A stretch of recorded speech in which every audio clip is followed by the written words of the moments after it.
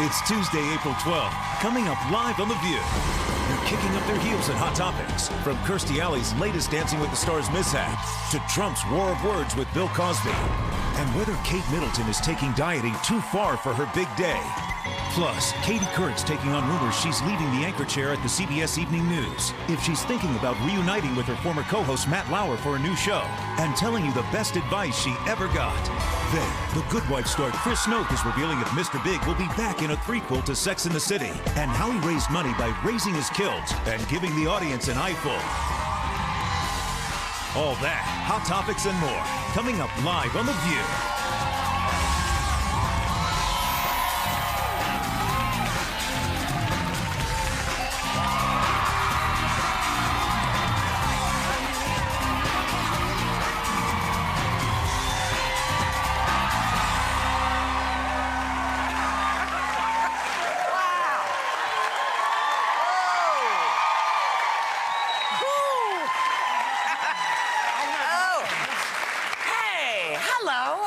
Welcome to The View. You know, yesterday Mitt Romney announced he was making a second run for the White House. But Donald Trump continues to make headlines as he considers his own candidacy. Now he's in a war of words, it seems, with Bill Cosby, who had told the Today Show that Trump should either quit, quote, run or shut up. Trump fired back that Cosby's a two-faced phony who was nice to his face right before he went on and said that. So now... By the way, he was not... Donald Trump was not there. It was not right before he went on. That's a misnomer. What was it? It was in general, right? in general, that Bill Cosby has been nice to him. I don't believe he was sitting in the green room when this happened. Anyway, what's it got to do with anything if he's nice to him normally? He's a friend, you know, until he says something he doesn't like, and then he speaks out against it. I do think, though, I mean, everybody's speculating whether Trump is actually going to run. I do think, because he's made comments about not trivializing his potential run, I do think he's running, but I also think he's making his biggest mistake yet. He's focusing on a birther movement when he could be focusing on the fact that he may be responsible for creating more jobs than our president has this year alone. So why he's not focusing on jobs in the economy? How do we figure that? He's created more jobs than Obama. Well, because of Celebrity Apprentice. I'm saying, what's in his wheelhouse? Because he gave jobs, many leaks. economy, money. I don't know why he's focusing on the birther movement. I just don't. Right. So, but is it? I mean, you can still respect someone and not like what they say. I mean, I sat on the couch and said that I thought what he said was BS, you know. I still talk to Donald. I like him. I don't think that just because you're respectful of somebody doesn't mean that you can't say something. Was it really when he just said, you know, I think that's what a lot of people feel like with all of these politicians. Stop talking already. If you get off the pot. Let me just say two things about that. First of all, to abide by election law, if he were to make a formal move towards running, NBC would have to cancel the show. So when he says that, he is being correct. Mike Huckabee was on with Bill Getty and I do a serious... It's a serious show, and it's also on Sirius on Mondays yesterday. And Mike Huckabee said that he is pretty sure that Donald Trump is running, that this is not just... But let me just say one more thing about it while I have the floor for a second. Donald is... I'm very fond of Donald. We have been friends for years, and we've had our troubles. But Donald is a little thick-skinned. And Donald, I'm talking to thin-skinned. He needs to be thicker-skinned. Because if you say anything against him, we're all a little afraid. You don't want to do anything because you hear from his office and you hear from him. If he really is running, he's going to have a lot of people, much more than any of us or Bill Cosby, and you're going to take it. It goes with the territory. Right. Okay. Well, I thought it was interesting that you said that there is this election group that decides how things are supposed to go. Like if he can't say he's going to run unless he gets out of NBC, right? Yeah. I don't know what the Well, Barbara just said that. Explained it. So there is some group that has something to say about what people do when they're planning to run for president. I wonder if they were asleep and missed the fact that he was born where? In the United States? Ooh, the president? Yeah. Well, the same group? I just wonder if they missed, you know, maybe they were out shopping or something and suddenly lost Barack Obama's application, didn't realize that Hawaii was still part of the U.S. I'm just saying. This might just be me. The thing about Donald Trump... Donald says that he can't... When Bill Cosby says who I do it, says he should either put up or shut up. He cannot. He's not just making an excuse. By the election laws, he can't do it until. But you know what? But you know, one time I said on this show that I didn't think Donald was really serious. I thought he was just, you know, publicizing his show, and he called my office immediately, and he's like a crank caller who knows your name. You got to watch out. That's Yeah, why but Donald's not. but But he's not going to be able to do that with everybody. If he actually decides, I'm going to call everybody who's questioning we're him. all a little afraid that if we say something, well, you're not. Okay, you're not. I am. Joy is a little, because when we've done something in the past, we get, you know, this reaction back. Whatever you want to do is okay with us, but you're going to get a lot more than whatever you get. Well, why is it not, Joy? Let me ask you this. Why did you not respect the fact that he called, or his office called? I would think is a good thing, right? Fine. He's actually I'm not dealing saying with it. that. I'm just saying this is what happens when you say something in public about him. He gets mad. Well, he goes right back at you. So fine, that's his prerogative. There's so many emails out there. I don't even want to get into them. But Barbara, Yes. I want to get into this. Am I hearing this right? You actually, again, for maybe the second week, watched Dancing with the Stars? I did.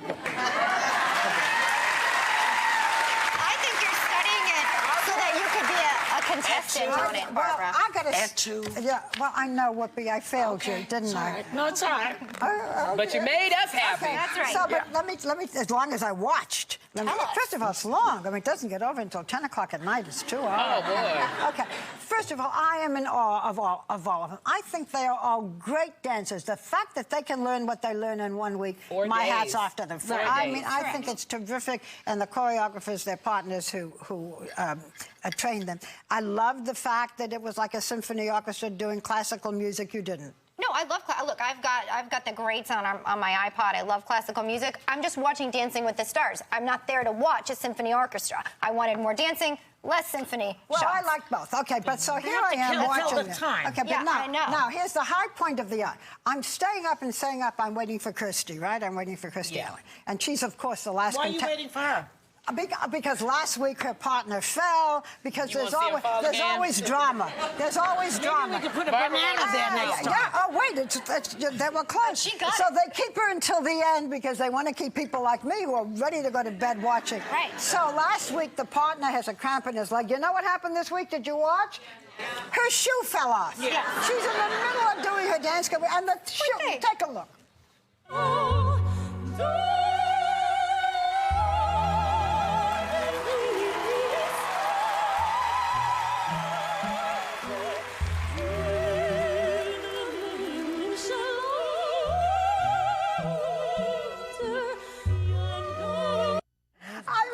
That is so Kirstie.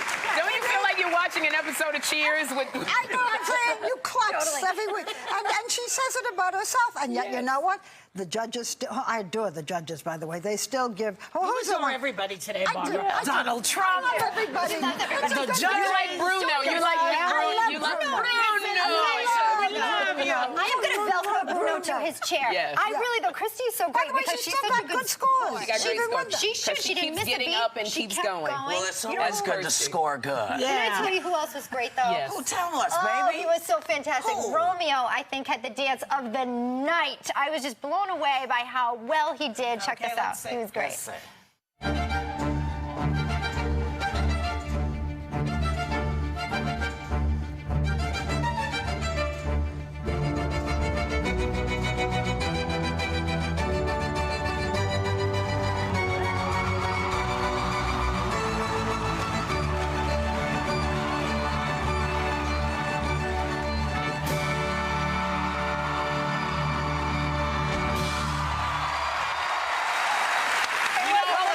When in doubt, take that shirt off.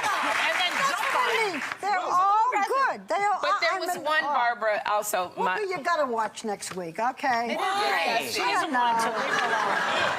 Yeah, and there, Join the group. We'll all come over your house and watch Someday it. we're all going to need these breaths that we're wasting on some of these You stars. are. Just one more before we go. We're not going nowhere else. I just I had knew the you one. had something. I'm sorry. It was her name Another is one? Chelsea from. She was. Is it King? terrific. She's a 22-year-old, and they kind of modernized the Vietnamese waltz for her. She was great. Yeah, she was. Highest And then score I of love the the night. Viennese The table judges loved myself. her. Do we have Take it? a.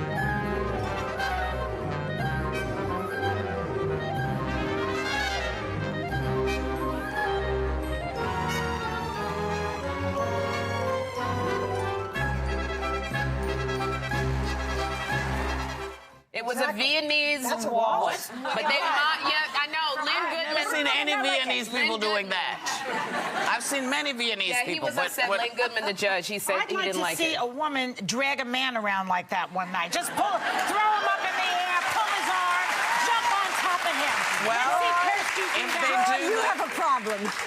You got all excited. I'd like to see them tear him apart. Jump on him. I would like to see that. What's the French dance? No idea. I have not seen that on Dancing with the Stars, and I'm not gonna lie, I haven't seen Dancing with the Stars, but you're right. I wonder if they will do that. That's a good because idea. that's a very female. Now the tango is all about this, you know, but the Apache is like bang, bang, bang, bang, bang, bang. You know. But there are two versions of it. Oh, cool. So, well, I have gotten myself verklempt again. So we will be back with a cooler set of hot topics. I hope not. We'll be right back.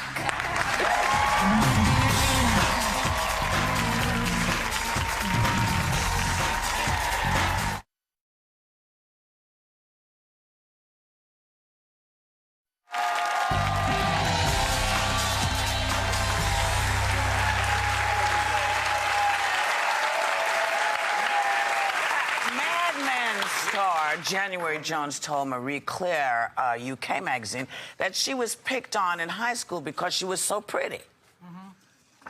And this many people came to her pity party. So the question is, are you like allowed to say how pretty you were? It's so funny. I would like to speak for her because I think that she's an honest person because she said that. She also said she's not getting paid enough at Mad Men. Very few actresses will go out there and say things like that. So I give her credit for that. Do you remember the commercial that was it Kelly LeBrock? Who said, don't hate me because I'm beautiful? Right. Well, I say that every day. and nobody hates me. But when you say you got criticized, Who were you just channeling? You scared the hell out of me. Marilyn Monroe. Barbara likes to channel Marilyn Monroe every once in a while. One year on Halloween, she was dressed up like Marilyn, and she wouldn't come out of role. It was driving us crazy. She just kept being Marilyn the whole hour. I loved it because I watched that day. I think I was on a treadmill before But I I got just the have job. we have Katie Couric on with us in a few minutes, and we were teasing each other because I have said that Katie reminded me of a younger me, and I said it's because we weren't very glamorous and so forth, and Katie said, what do you mean? That's a compliment? Exactly. I have to ask her about. But if you do, most actresses who are beautiful, and I've interviewed so many of them, we all have to say, I was such a nerd, right? Yeah, I they all wasn't say that. Because nobody can relate to pretty. That's 5% of the people can relate to being pretty, and they're the pretty ones. But you know, when you say you're pretty, it's not a negative. You don't see pretty as being a negative, like I was too fat or I was a nerd, because they don't. January Jones don't talk about. It's some benefits that come along with being pretty too. So well, I have to tell you, Sharon. Oh, is that coming out again? Yes, and I decided I'm going to join you. Now, this is how I look at it. Now, I could be wrong, but I think it depends on what your idea of pretty is. Because every time I look at a magazine, there's a different idea of what's supposed to be pretty. Sometimes it's very, very fair black women. Sometimes it's very, very fair white women. I can't tell what's supposed to be pretty, so I just look in the mirror and say, baby, issues. That's right. So, but you could say that if you, because people ask me, were you funny as a kid? And I always say, yeah, of course I was funny as a kid. I mean, nobody gets mad at you for that. No, but it's just pretty. But beauty comes from within. But it's just as hard to be funny as it is to be That's why I'm so nice to everyone on what today. your idea of pretty is. But let me ask you this, because speaking of pretty, some people are concerned that Kate Middleton, the young lady who's marrying William, soon to be, you know, so skinny. Her husband, the husband of William. Ooh, Prince William, the wife. That's what I mean. You know, because I haven't done it in so long, I forget who plays who.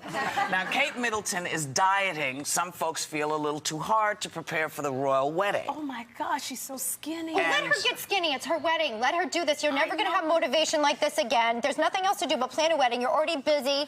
Just go ahead and fat bride, diet for your wedding. Who cares? What is wrong with a fat bride? If she wants to be fat, be Can we can we just point? Can we show those pictures again?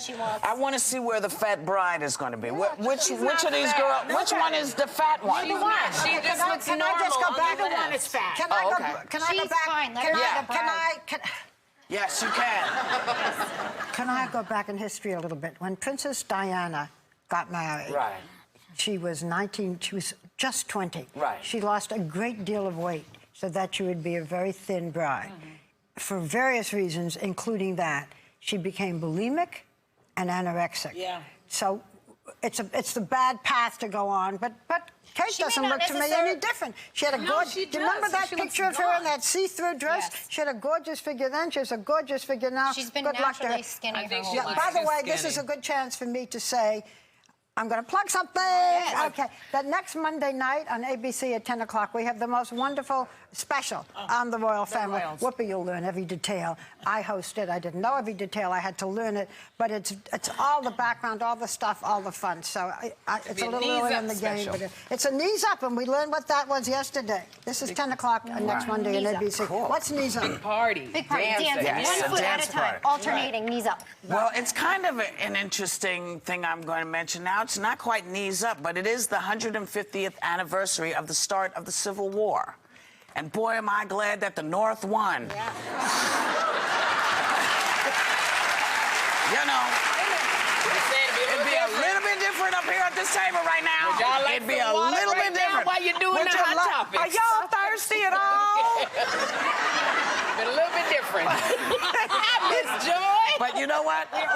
We're happy to be here, and you know we're so happy we're coming back because we have more hot topics. We'll be right back.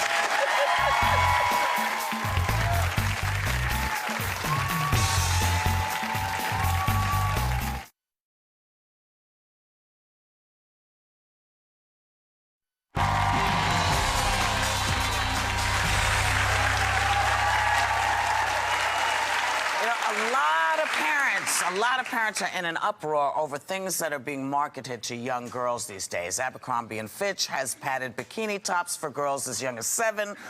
Walmart has a new makeup line targeted at the same age group. And I know this drives folks crazy. Well, I'm actually glad the younger stores are carrying smaller bras because I technically have to shop at like a kid's store for my bras. But also, I want to say, you know, Abercrombie & Fitch, they're the same ones that are doing the padded bras for girls as young as 7 and 8. They've also done thongs for girls 10 years old. It's really disgusting. I'm glad I have a grandson and not a granddaughter. Those really scare kids, too. Because if boys get away with murder, the girls are always subjected to all sorts of things. They go from diapers to toddlers and tiaras. You know that? Why are we trying to push the sexuality? Makes me sick. What are we trying to push sexuality on these girls for? Because I say a 10-year-old, what is a 10-year-old worrying about panty lines for? I'll tell you what she's worried about. I'll tell you what she's worried about. She's at school and everybody else looks slim and not slim, but smooth on the back. You know, we have raised them to be this. This is what we have done. Now, you know, Abercrombie & Fitch and these guys, they're taking advantage of what we have put out to these young ladies.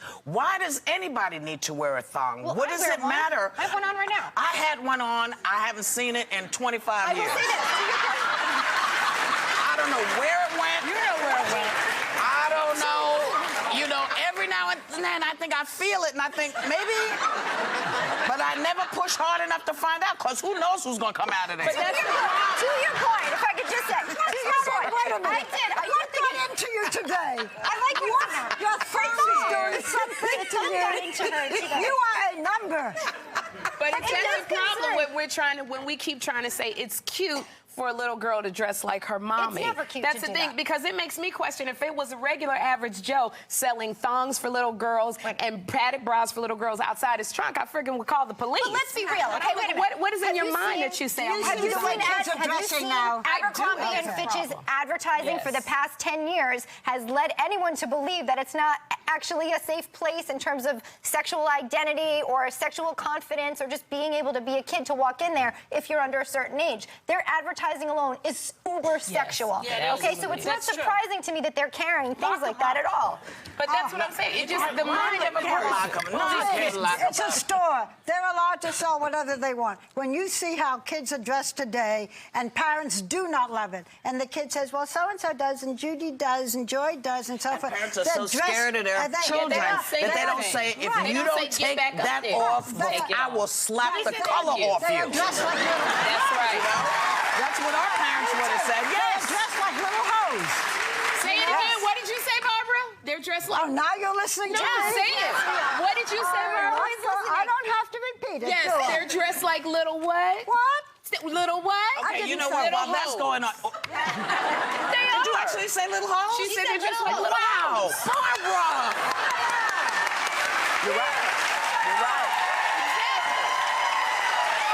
Well, listen, let me tell you about a place where kids are safe and where great things are happening for young people. I spent some of the evening last night over at Radio City with a group called the Garden of Dreams. It's a benefit for that Madison Square Garden that helps kids at risk. And the kids involved took the stage and put on a show. And it was wonderful. I can't tell you how proud I am of these kids, because a lot of these kids are in when I tell you dire situations. But what they do is they grab these kids and they work with them. And if they can't sing or dance, they can stand on stage and move to the music. There are all kinds of ways that they can be expressive, and I'm so proud to be part of Garden of Dreams. If you want to know more about Garden of Dreams, you can come to our website at theview.com. And you know what? Before we go back, because Katie's coming on, we are giving away this fabulous Tracy Hepburn. It's the definitive collection. They were some of the most beloved twosomes in the history of movies, and the brand new Tracy Hepburn definitive DVD collection has classics on, like Guess Who's Coming to Dinner, Woman of the Year, Adam's Rule, so many. And the members of our studio audience, y'all are getting to take it home. We're taking it home. And we will be right back with Katie Couric.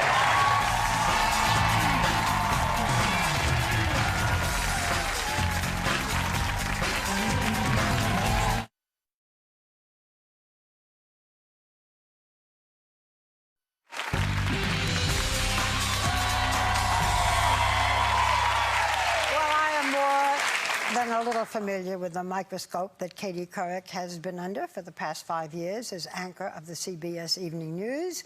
But if there's any truth to the rumors, she is thinking of stepping down, and maybe she will find guidance in the pages of her own book. It's called The Best Advice I Ever Got, Lessons from Extraordinary Lives. Whoopi is in it. I'm in it. The proceeds are all going to Scholarship America. Please welcome Katie Couric.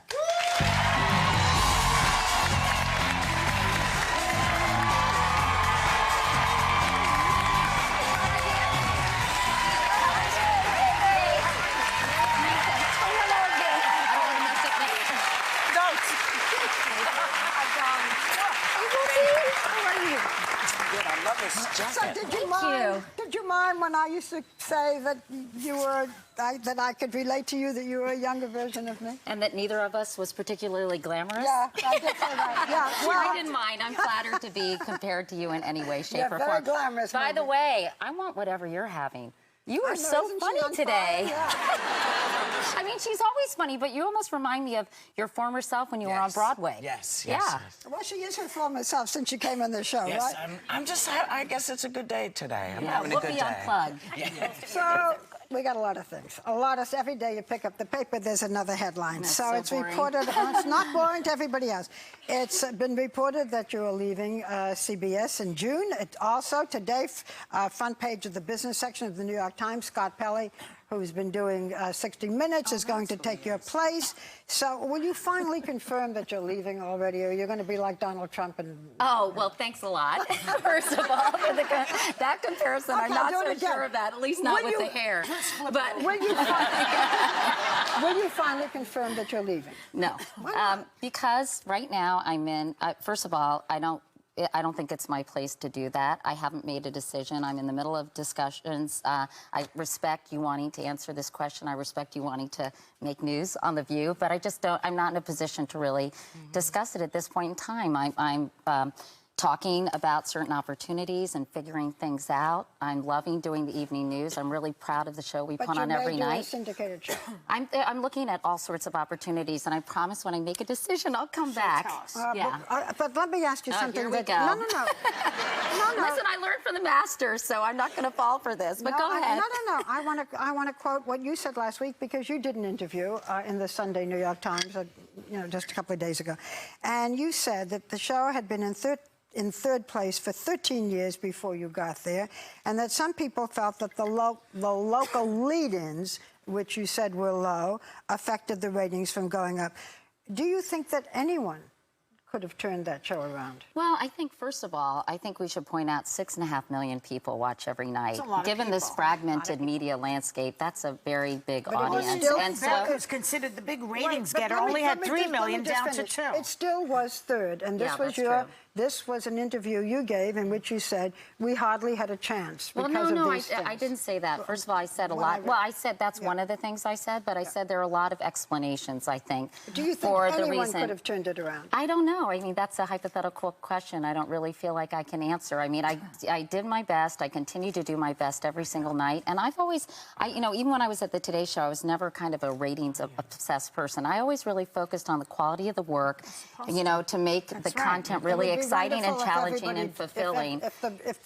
If the people, if the bosses, if the ratings people, if the newspapers, if everybody did, we would all be happier. I think it's a man's world? Is it still a battle for women? Okay. I don't. I think that at first, because I was the first female to do it solo, Barbara, of course, did it at ABC with Harry Reasoner. I think that it was a novelty. And so, and I also think that people were probably very accustomed to seeing kind of a more multi-dimensional me on the Today Show, because I did a lot of things. I did very hard-hitting interviews, but I also did fun segments and flew across the plaza as Peter Pan on occasion. So, but listen, I think the show really, and I'm not just saying this, I think it is top-notch. I think Rick Haplin's done an amazing job. Very good He's producer. a great executive producer and has been extraordinarily supportive of me. Every night I feel like, wow, that was a really good show. The quality of the pieces and the correspondents and the producers is absolutely superb. So I'm really proud. You did do a very good job. Yes, and I hope I continue to do a good job when you watch me tonight. We talked about Well, maybe you can do a little channel surfing anyway. Diane, Katie, Diane. Brian, you can check Brian, okay. Brian. There's a lot of people on TV. Okay. But I want to talk about your book, because Barbara and we mentioned that we're in it. But please tell everybody else who contributed to this book, because it's quite a wonderful list. Well, let me tell you quickly about the genesis of it, because I gave a graduation address last year at Case Western Reserve, and I was really tired of telling my own story, even though I've had some incredible experiences in my life, both positive and negative. So I thought, gee, I've met so many people, as I'm sure you all feel, through the years, and it's been such a privilege and an honor. I'm going to reach out to some of them. I'd like to hear what they would tell young people going out into the world. So I reached out to Queen Rania and Sheryl Crow and Eric Schmidt, who went to my high school, and Warren Buffett. He couldn't do it. Darn. And a bunch of people, and I got back some really moving, inspiring responses. And I thought, wow, this would make a terrific collection for a book, because I wanted everyone, not just the students at Case Western, but everyone to hear what these incredibly accomplished people have learned along the way. So I kind of cast a wide net. I don't know you all as well as I know Whoopi and Barbara, but maybe for the paperback. And so... I only do hardcover.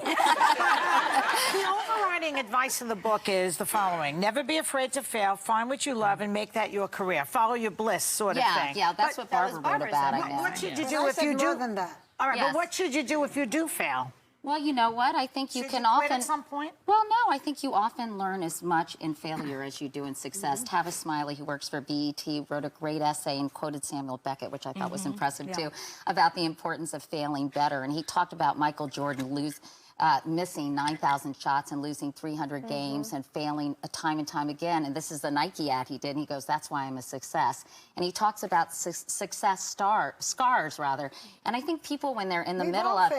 when they're in the middle of failing, whether it's somebody in the audience, somebody watching at home, they think it's the end of the world. They think they're the only ones. But I think it's really reassuring to see that all these people have setbacks. And it's really how I think you confront those setbacks and deal with them that really is the measure of a person.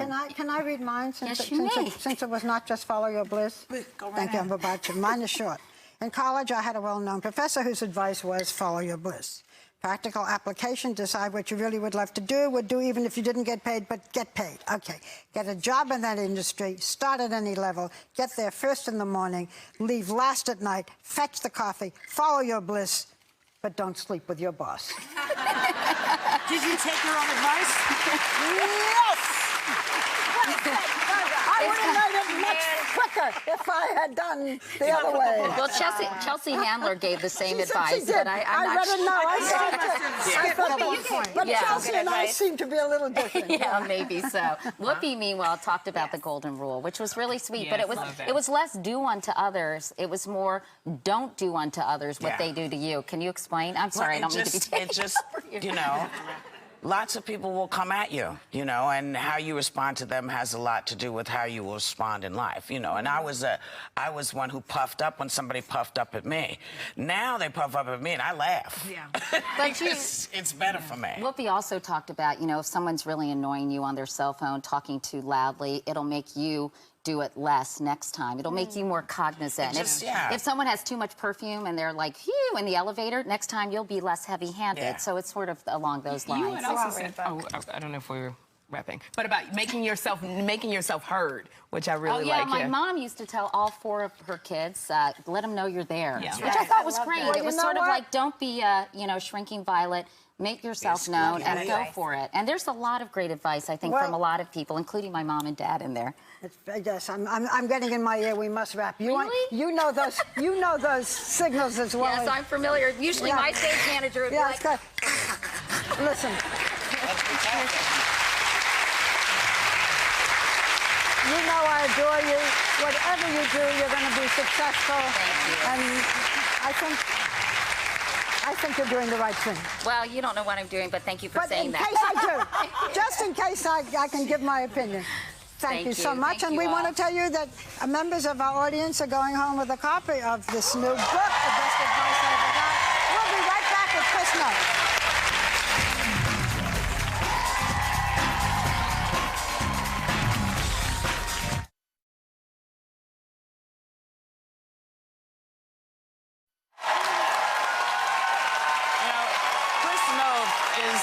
Amazing on the hit show The Good Wife, and he's part of an all-star cast that has Broadway audiences cheering the classic play that championship season. He's an amazing actor, and he doesn't do this very often, so we're really pleased, and we hope that you will help us welcome the fabulous Chris Noth.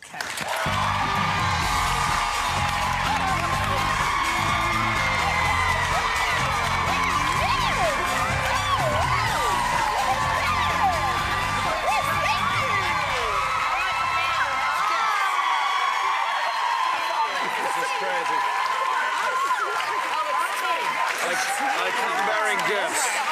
You are a gift to yourself. Sit down, baby. Okay, baby. Thank you. We love gifts. Thank you. I'm not hawking this. It's just that I'm giving this tea to you because this company, Lova, asked me to make a blend of tea. So this is the blend I made, and it's called Sweet Florida Dream. You make this tea? It's I blended it. They have the blends, and it's a green tea with real tangerine and orange in it. It's non-gluten free. And what about the white chocolate mousse? Yeah, baby. Yeah. But these aren't any syrups. They're all fresh ingredients. Oh my goodness. Now, the reason I bring it up is because they told me that if I did the blend, you lost your notes, right? Hey! This is what you do to me. You make me so nervous. I lost my thing. They lost their thing.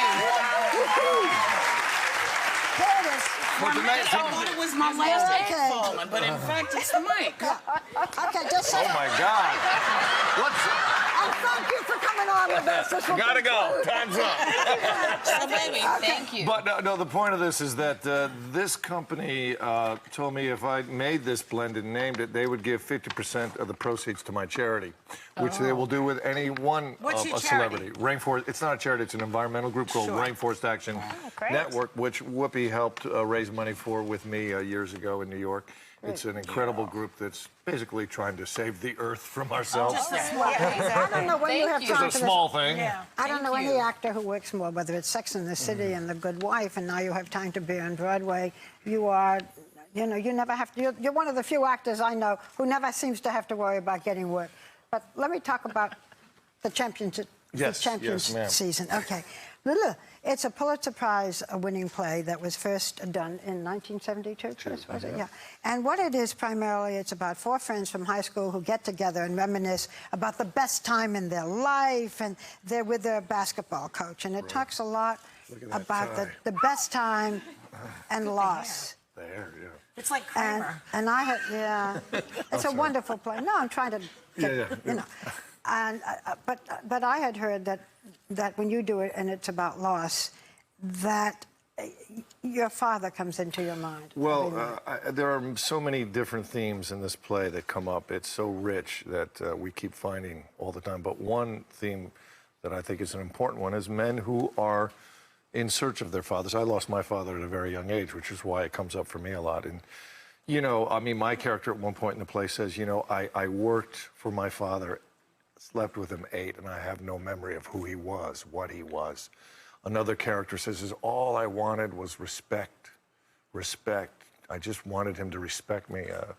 And the coach, the great Brian Cox, has a long monologue remembering his father in the days when the lake that they swam in was clear, and his father diving into it, and how that's all glass and wire. And it's about the men and their search for themselves, for their fathers. It's about America and the loss. There's a lot of different kinds of loss. What we've lost in America, America the beautiful, what's left of it, you know? And what's left of these guys' lives after they've had this great moment that they shared, that they define themselves by. And it's a play that starts off with an embrace of friendship, and then throughout, they just literally rip each other apart. I'm actually going to go see it with my husband because I think it's good. You know, I think it's good for couples to see because you know women understand how the men operate. It's some rough language and some rough stuff goes on, but it's incredibly funny. It's tragically funny. Chris, I understand that you're incredibly funny on the set of The Good Wife. You tell jokes. I don't think that's true. Yes, I heard a bird told me. Are they dirty jokes? I try, you know. It's a lot of hours on a TV set, so you end up just trying to relax. You have a joke? He's jiving. No, I don't very have funny. He can't tell you a joke. He can't tell you a joke. No, but he's very funny. What about and not of good taste. And we like that. Well, you know something. We like that. There was something else we have to mention. Come to the set sometime, and I'll give you a doozy. Well, a doozy actually just happened though, because it wasn't the cast and from the play actually doing a catwalk run for charity in kilts, and I heard that you gave the audience there something to kind of be excited about. No? Well, now, first of all, I called you Mr. Big. no, first of all, it was for a big ass. It was for a good cause. Right. And the coach said, "Okay, boys, we're going without our underwear, and we're going to show a little skin." So, of course, you know, Jason and I lifted it up and grabbed our ankles. The other guys kind of did a curtsy, so I was a little upset. I love you. Thanks for coming, Chris. You can catch that championship season on Broadway at the Bernard Jacobs Theater, another 7 weeks.